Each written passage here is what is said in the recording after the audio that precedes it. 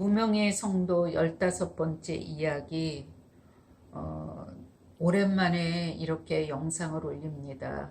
좀 더 자주 올리고 싶은데 전 저 혼자 이런 거 할지를 전혀 모르고 가끔 이렇게 구독하시는 분들이 있는 것 같아요. 전 구독이 뭔지도 모르는 사람이었는데 조금은 이제 알게 됐습니다. 그리고 저 이거 올리고 하는 걸 전혀 제가 못하고 조카딸이 해주기 전에는 전혀 할 수가 없기 때문에 제가 이렇게 더 늦게 되었네요. 오늘도 저기 화요 모임이 끝나고 오늘은 좀 마음 먹고 꼭 저기 올리려고 일부러 화요 모임도 서둘러 끝냈습니다.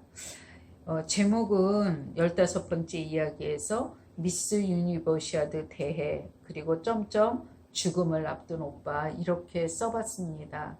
웬 뜬금없이 미스 유니버시아드 대회인가 이러시겠지만 제가 옛날 30대 초반에 직장 생활을 할 때 한국일보에서 한 세계 미스 유니버시아드 대회 때 제가 뭐 주인이나 그런 아주 그 중추적인 건 아니지만 그 세계 각국에서 온 미스 코리아 그 후보들을 그 이렇게 큰 부자 나라에서는 매니저와 스태프들이 막 3-4명씩 따라온 사람이 있었지만 모든 나라의 그 미스 코리아들을 저기 어느 정도 만져줘야 되는 저도 그 일부분을 담당하는 그런 멤버로 스태프로 저도 참여한 적이 있습니다.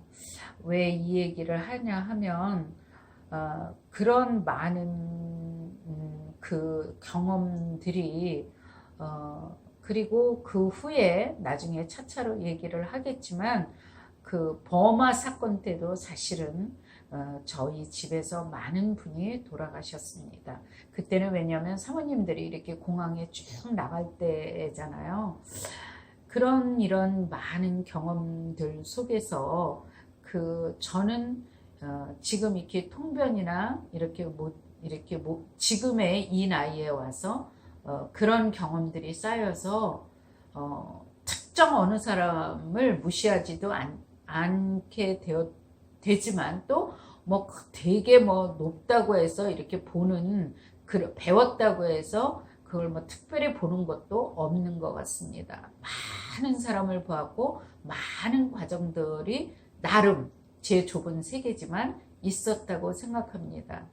그리고 특히 2-3년 전서부터 남편도 이게 요양병원에 갑자기 쓰러지셔서 뇌경색으로 있고 지금 오빠가 친정 오빠가 그 요양병원에 그 누워 계신데 거의 그 육체의 한계가 소진되어 가는 것 같습니다. 참 버마 사건은 아웅산 테러 사건을 얘기하는 것입니다.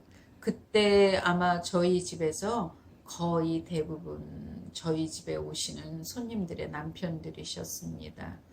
그런 여러 가지의 과정 속에서 많은 사람을 대했고 보았고 그런 그 제 나름대로는 여러 가지 그 경험이 있었고 또 제가 보는 거는 극히 일부분이겠지만 제가 보는 실체와 때로는 언론에서 나오는 그분들의 실체가 너무 괴리감과 다르다는 것.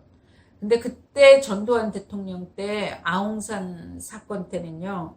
그때 그분들은 다 훌륭하셨어요. 대체적으로 진짜 학자들이었고 정치에 오염된 분들이 아니었고 그 사모님들도 그렇고 제 기억으로는 거기에 하신 분들은 정말 아까운 분들이었다라는 생각이 지금도 듭니다. 이제 여러 가지 경험들이 있었어요. 그분들만이 아니라 근데 그거는 차차로 제가 얘기를 하겠고요. 어떻든 오빠는 그 아주 공부도 잘했고 수학에는 특히 천부적 재능을 나타냈는데 그 마음이 너무나 연약한 사람이었고 그 그릇이 소심한 사람이었는데 그 무서운 아버지 밑에서 또 그 사람이 그 세상 그 학교에서도 또 특히 나중에는 신문도 돌려해갖고 자기가 고등학교를 다니기 위해서 여러 가지 과정 속에서 오빠가 사람들한테 때로는 너무나 많이 그 배신과 월급을 타면은 옆에 친구가 빌려달라면 다 빌려주고 와요.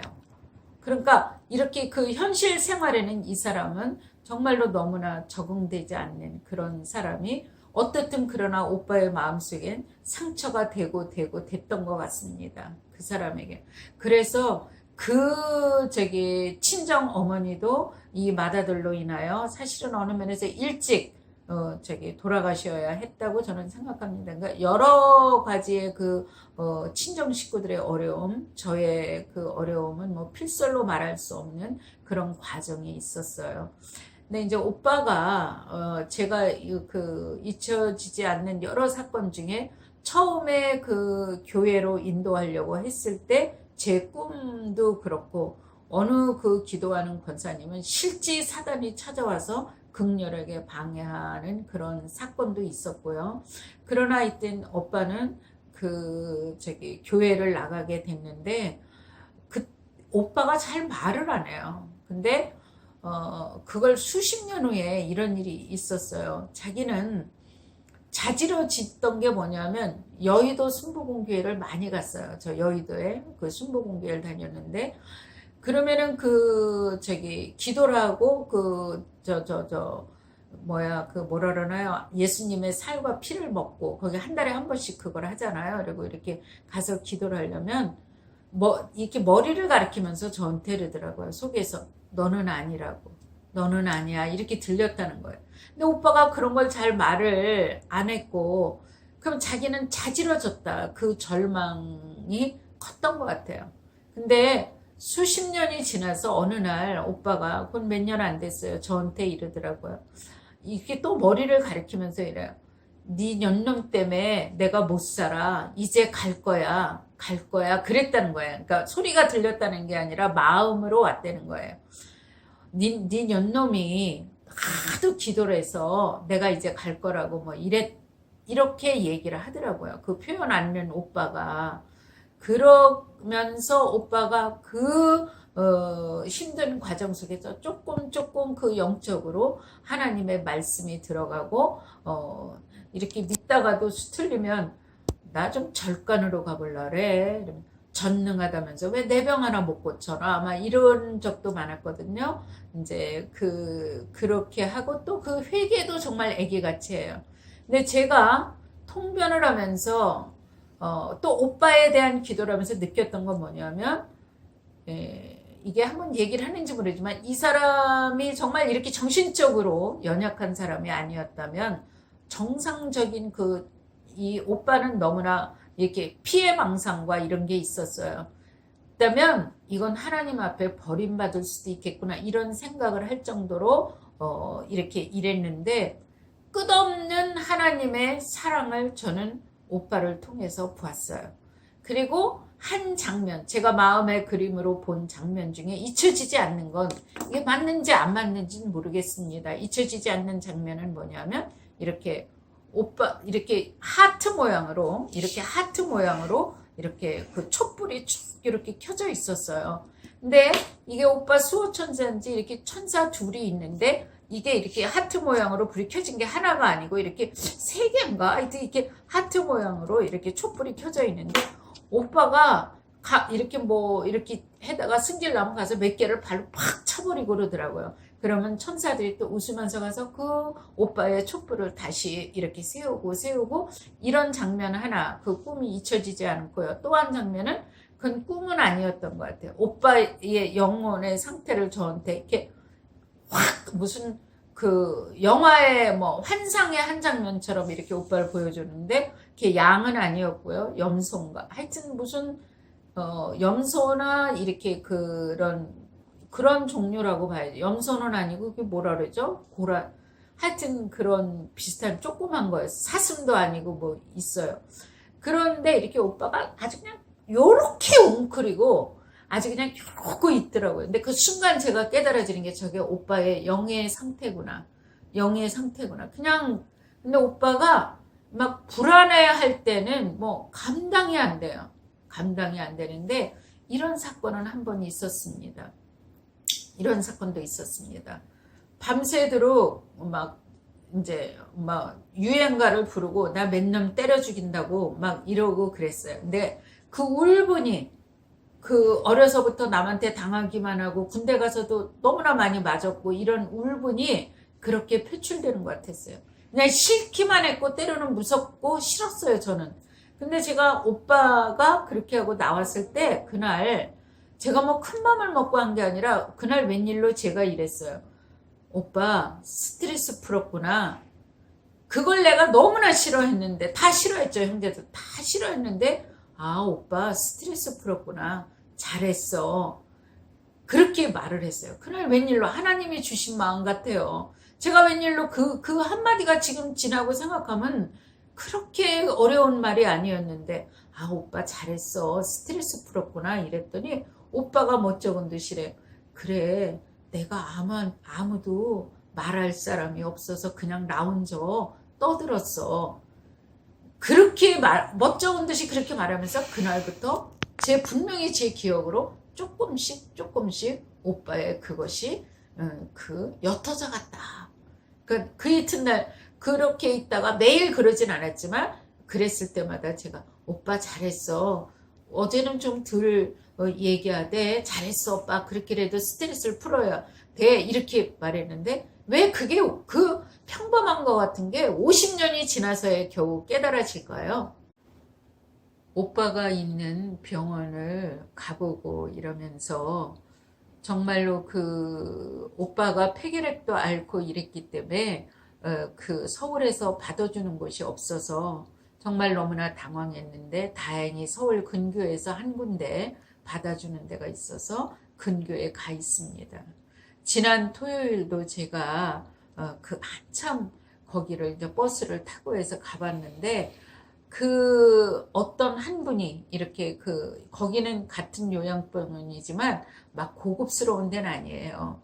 근데 이렇게 어느 한 분이 이렇게 쭉 마지막 가실 분들이 이렇게 쭉 열로 이렇게 있는데 거기서 한 소리를 들으면서 마지막 숨을 거두시는 소리, 드르륵 하는 소리도 듣고 이러면서 정말로 오빠의 일생도 생각해 보면서 제안했어요.